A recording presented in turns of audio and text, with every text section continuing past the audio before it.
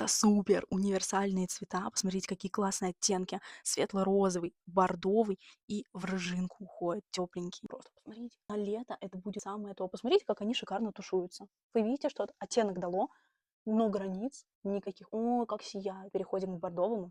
Бордовый просто мой любимый цвет сейчас в румянах. Я не знаю, у меня какой-то фикс на такой цвет. О, вы просто посмотрите. На губы, друзья. Это какой ягодный цвет он дает. Это универсальный продукт, его можно как и на глаза, так и на щечки, видите, и на губы я спокойно наношу, получается помада. И остался у нас с вами последний цвет, это светло-розовый. Он просто как бы в пир и в мир, друзья, он всегда будет в цене, назовем это так.